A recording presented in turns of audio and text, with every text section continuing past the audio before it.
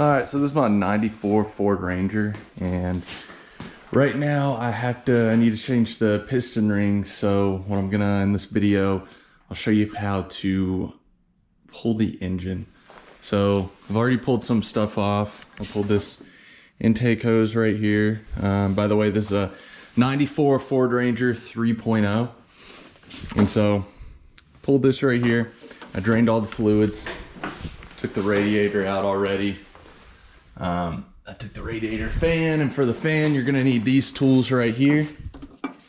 This right here. So there's gonna be a pulley right here. You're gonna loosen it. You're gonna screw this onto it.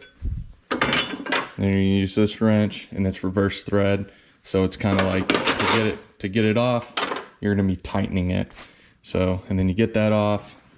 To loosen this serpentine belt, you're gonna get a 15 millimeter. Put it on that. And you're gonna crank down, pull it off, and that loosens that. So yeah, so to drain the fluids, I already got it up on a ramp. So right here on your transmission, I got a manual transmission. So it says drain right there. You're gonna drain that fluid. It's transmission fluid, and then the oil. It's gonna be oil drain plug right there. So just take that off, drain it all, and then you're also gonna want to drain the radiator fluid. So how I did it was the radiator's already out, but it'll hook to the radiator right here. The radiator goes here. You just take that off, pull the hose, and drain it from there. Or there's gonna be a drain plug right here.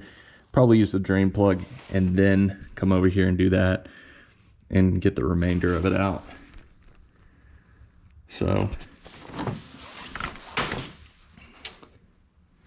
yeah, so do that, and then the next thing you're gonna do is anything hooked up to this engine. So you're gonna remove it. So all these plugs, alternator, everything.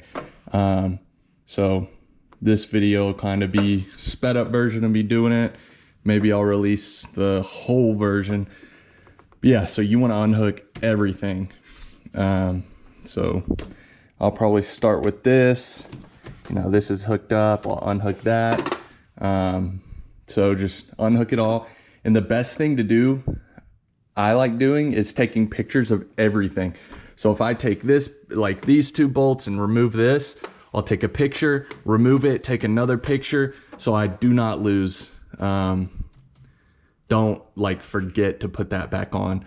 And then also I got these little bags. So any little parts, I'll throw in this bag, pull it up, and then I'll tie it to this part and set it over to the side. And it is amazing, because I hate losing hardware, and you put it in these bags tied to that, and you're not gonna lose the hardware. So I'm gonna set this camera up and start taking everything off the engine. All right, so I don't have the best setup, but I got a tripod up there, so hopefully that stays. So right now I'm just gonna start taking everything apart. Start with this alternator, all these hoses. So in this, I'm gonna be pulling the engine and transmission out at the same time, just because it's a lot easier to do than just pull the engine. Just because there's some bolts on the back of the transmission that are so hard to get unloose. When I bought this, because I already had to change this engine, but it's the same engine. The two top bolts of the transmission were already loose because I guess the guy couldn't tighten it.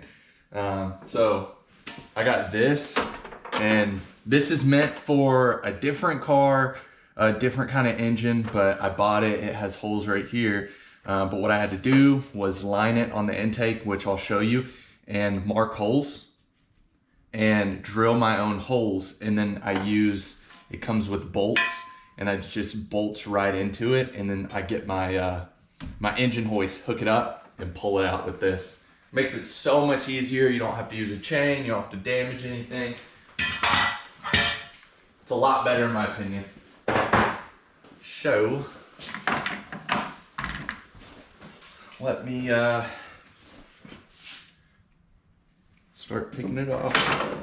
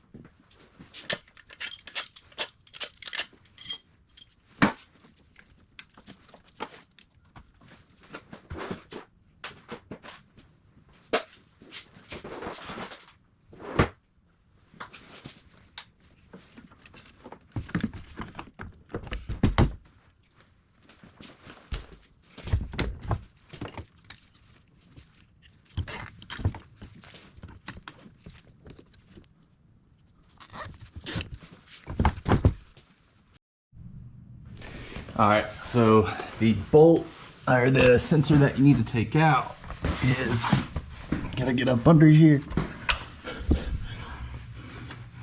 is this one right here. You're just gonna unscrew it, then take it out. And then what I'm gonna work on next is this starter right here. So there's 3 bolts and there's one on the top. And then take that down, take the wires out. And then after you take the wires out, this black wire right here connects to the engine up here. And make sure you take that off. That's a grounding point. You're also gonna want to remember